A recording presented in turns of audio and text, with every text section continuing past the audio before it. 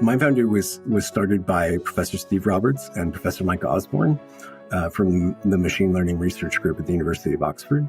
And it was spun out in order to create AI for high-stakes applications where decisions would affect people's lives or would be made at the scale of populations in a way that made them a safety-critical application. You couldn't do just off-the-shelf AI, where all too often we're seduced by the speed and performance of AI without knowing what's the fundamental method of action, like what's going on under the hood.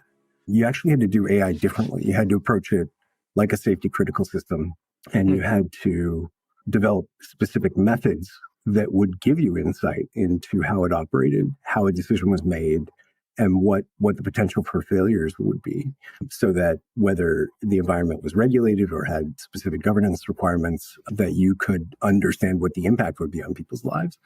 And when I heard that two professors who were famous for their work academically in machine learning were looking for a CEO to scale that business, it took me about 30 seconds to want to be a part of it. When I met them, they're super humble. You know, even if you're not super close to AI as an industry, most people have read The Economist's Future of Work series about how AI will take work or transform the workplace, which is based on Professor Osborne's work that he did. You know, Professor Roberts has been a professor for about 30 years and has, I think, over 100,000 citations. Just amazing, amazing man. And it's a pleasure to work with both of them and the team that they've created. Yeah.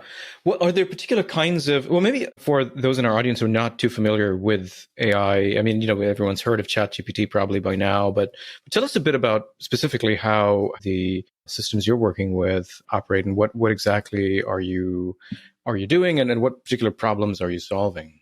I think that's an important set of questions people should ask about AI more broadly. I think we're very comfortable with people calling the industry AI, right, is a super category. Everything in it is artificial intelligence, but it's really made up of a lot of things. You know, and technically, most of those things are probably best characterized as machine learning, even in the examples that you mentioned. And you know, what AI is probably a topic of great debate. But within the methods that you know are available in AI, some are much more understandable than others. And some allow you to do things more quickly, but at the cost of understanding. There's always a balance in, okay, how do we innovate? And then how do we make it robust for use in the real world? And there's a tension between those things, but I don't think that there's a conflict between them. And we don't think there is either. And so we work across the spectrum of technologies where innovation needs to occur, but we have a greater level of requirement in understanding throughout the pipeline of an AI or machine learning application. So what does the data represent and how is it collected? You know, what are the model types that are most appropriate when that's the case? What are they capable of? And then more importantly, as you get to the other side of the pipeline, what decisions are going to be made based upon the recommendations for the system? What interventions might be taken and what are the direction of those interventions? And how can we combine those things together in a way that limits risks, allows the automated systems to do what they do best, but allows the people and actually, you know, relies on collaborating with people in a way that make both together able to accomplish more than they would be able to alone, which is pretty powerful. And we've seen that with all kinds of AI applications. You know, I think one of the early examples that still is you know evolving to this day is how chess is played in a world with AI. And now, if we're all honest, I think very simple chess programs beat most of us. Right. And so the day that AI beat a grandmaster, you know, I mean, it seems like a lot, but it was already, you know, basic computer programs were better than most of us. You know, a lot of people predicted from that the death of playing chess or certainly the sport of professional chess. And it just wasn't the case. Not only does it still go on, there's also hybrid chess where you can team up with an AI or you can play alone or you can have an AI play alone. And right. People do in all those configurations. And I think we're currently in a period where AI only teams are winning most of the time. But for most of the time since AI came around, actually human and AI teams together were much more powerful.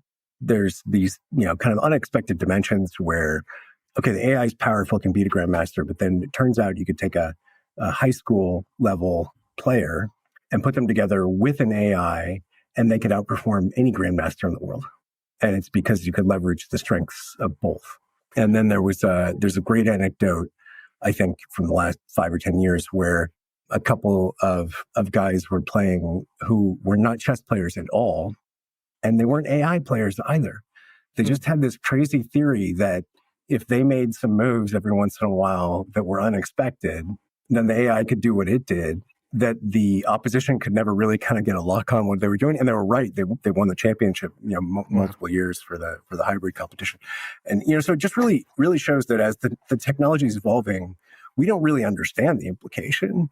We don't know what's going to replace humans entirely and what is going to benefit from the collaboration together.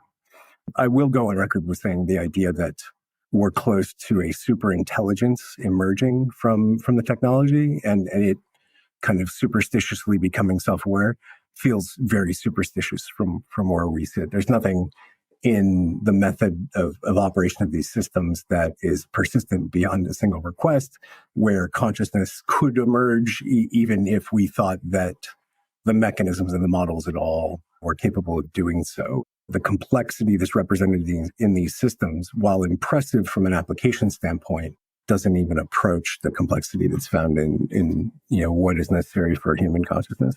And I think we really need to temper expectations. It's exciting to see, and sometimes scary, an AI do things that only humans had previously done. But it's also a little bit of a gimmick.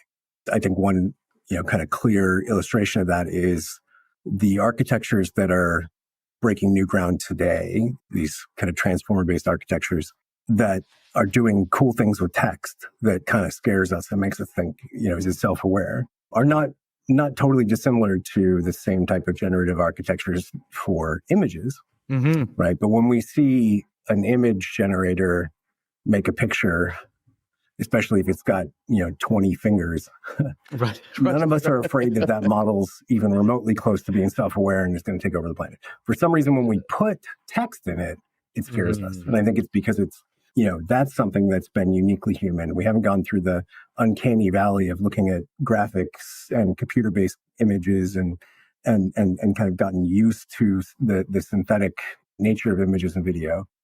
That's not to say that it's not powerful. It's not to say that there's not risks in how you apply it and where you use it and the risk that will occur economically and how things are transformed. But my personal hard stance is that we're nowhere near superintelligence. And, if that's something that you're afraid of, don't worry about it. If it's something that you're really looking forward to, I'm sorry. Well, I want to ask you, let's talk a bit about that, because there are people who I think find, and part of what the beauty is they find in AI is the kind of seductions of this idea of singularity or being able to somehow transcend our humanity, right? And then you have post-humanism and transhumanism and various other kinds of ideologies that I think are seeing in AI the potential to transcend all of our human limitations, and in technology more generally, like whether it's the ability to live forever or the kind of ability to have some kind of superintelligence that can mitigate all of the challenges that we face. Whether or not that intelligence would turn against us is a different story. But what assumptions about intelligence are being made there, do you see? And why do you think we can't get there, or at least that it's not within any kind of immediate scope in terms of arriving at that kind of a future? Yeah, so I think that's the question of our day. You would have to first define what's intelligence. Yeah. Right? If you're trying to make artificial intelligence, what is intelligence? One of the common metaphors is, do submarines swim? No, but they're very good at going through the water, which is what you want a submarine to do. And that's the era that we're at with AI and machine learning. Like, what they're doing is very good at going through the water, but it's not swimming as a fish is. It's not experiencing what a fish is experiencing.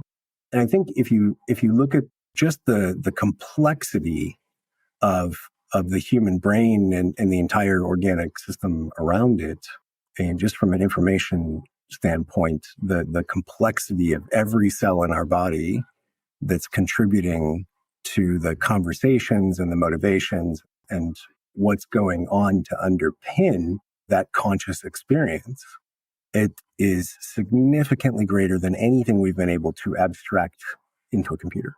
If you just do basic back of the napkin math, the entire corpus of all written documents that would be used to train a large language model is less information than the average 4-year-old child would see with their eyes throughout their life, right? And so just from a magnitude of training data, in order to get, if you believed that the human experience was purely a brute force neural network, that all I needed was enough data to make sense of the world, we're nowhere near the complexity that the average human does at the age of 4.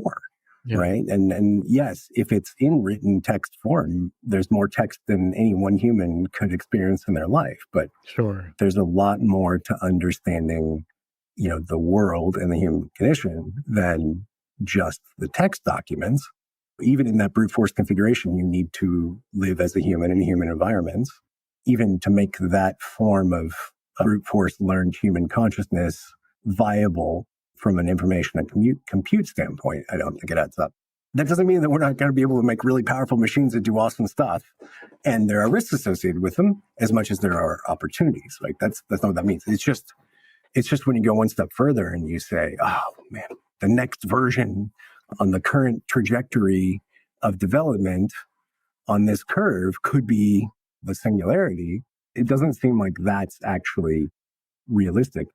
Are we on an amazing hockey stick up curve in technology and innovation? Yes, but that curve is defined by an equation that if I zoom in or zoom out, the curve looks the same no matter where you're at on it. and so whether you realize in the macro or the micro, yes, things are changing quickly. That doesn't mean that there's still not a lot of development that is still far away from the point that we're at, and that is where we are. Yeah. Talk a little bit about the work you all have done at Mind Foundry, and what do you find beautiful about it? Where do you encounter beauty in the work that you're doing? To talk about AI, we'd have to define what intelligence is. What is beauty? Mm-hmm. I think it's an important question. If you think about it, there's a framework. I'm not even sure the first time I heard it, and I'm not going to be able to attribute it correctly. I'll just say it's not mine, but it makes sense. And that is that there are kind of 3 natures of beauty. There's the first, which is the aesthetic beauty that you would expect when you think about beauty, kind of maybe intuitively in the English language. Perfect proportions, perfect representation of function and form, beautiful person, beautiful piece of art. But then there's the kind of second nature, which is the beauty of simplicity. And this is where you have this elegant mathematical equation that describes some fundamental force, and it's beautiful because of how simple it is. But the problem with this type of beauty is that sometimes it's a mirage.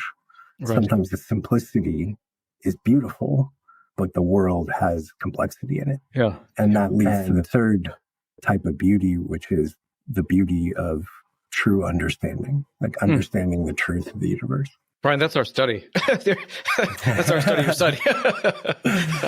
Yeah. That's the work we did on scientists, and that's what we found. So yeah, those 3 types were. Oh, is that directly from your study? Oh, right. So you can source it for me back. That's funny. Apparently, you did such a good job that somebody's told me the story and that's hilarious. Was not able to attribute it back, and I was explaining it to you. So hopefully I did a good job of explaining it. Yeah, that's exactly what we found. Yeah.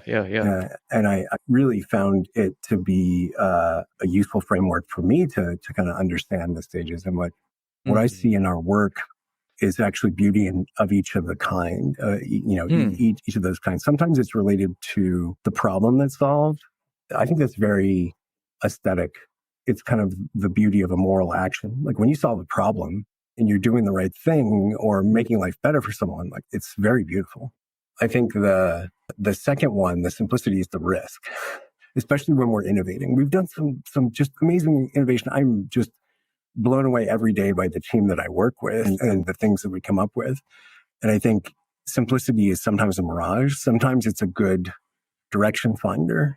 We've got this concept that we talk about a lot at Mind Foundry, which is simplexity, which is where, we live in a complex world, and complexity has emergence, and it has all of these characteristics that lead to what people might refer to as, things that are like chaotic or that have emergent properties. Simplicity isn't always enough to define those things, but this idea of complexity is, can I see what is constraining them as the complexity is emerging in the system? And that's a very good direction finder for a greater level of understanding. And then finally, I think, one of the things I like a lot about the team I work with is the willingness to learn new things that challenge, what we accepted as true before. And the beauty of understanding is sometimes you understand that you've been working for a long time under a bad set of assumptions, and that you have to change them or you won't be able to move forward anymore. And that's not a loss. That's not a mistake. That's a win. That's, we got understanding. It's like, this is what it's all about is actually getting that deeper level of understanding, and that we only lose when we stop trying to get that. Yeah. Do you have an experience or a moment that comes to mind where you could recognize this kind of beauty, maybe in an accomplishment that you're especially proud of at Mind Foundry? One of the stories I like to tell is a collaboration that our founders and some of our team members were a part of with the university, with a larger group that was exploring how AI and machine learning could be applied to interventions in mosquitoes in the developing world, specifically with regards to malaria. And it's just a really inspiring project. Again, it was something that we collaborated on with a lot of brilliant people from foundations, from the university, and we were just honored to be a part of. But it was to listen to mosquitoes with a cell phone and tell if they're carrying the malaria parasite, right? So it was at the cutting edge of modeling, specifically with regards to sensors, which is an area that Mind Foundry focuses on, but applied in something that just had, sweeping implications.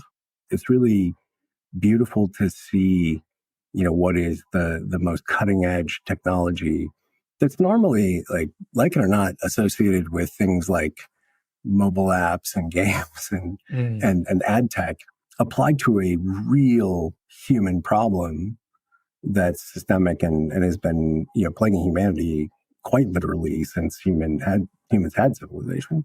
If people knew the history of malaria and how many parts of the world that you couldn't live in, that you can live in now, it's definitely still a part of our story to see new technology applied to interventions in the real world with AI. It's very exciting. Yeah. Wow. That's fantastic. Yeah, no, it's absolutely, I think, a growing problem, right? I mean, what we hear with climate change and the implications of that for the spread of mosquitoes and so on, it becomes really critical. Yeah. There's also a really interesting piece of understanding in that project that stood out for me. It actually honestly blew my mind. The models are able to listen to the sound of the mosquitoes and tell you what species of mosquito it is, what gender of mosquito it is, and then whether or not the wing pattern is laden with parasites, which is pretty amazing. But the profound thing was we actually found that amongst the volunteers, some people could do it. And that was amazing. And so oftentimes these models are picking up on signals and things in the training data. And when you let them work with people, even though there's uncertainty about whether a person is capable of that, if the label that they made was right or not. But then when the models are able to make predictions, they're also able to tell you, hey, it turns out that this expert here gets it right all the time. And it's this kind of underlying, discovery about what humans are capable of in the process. And I love that part of the story as well. Beauty at Work is brought to you by Templeton Religion Trust. If you enjoyed this clip, go check out the full episode. And please take a moment to subscribe and leave us a review. It really helps get the word out about the show. Thanks, and see you next time.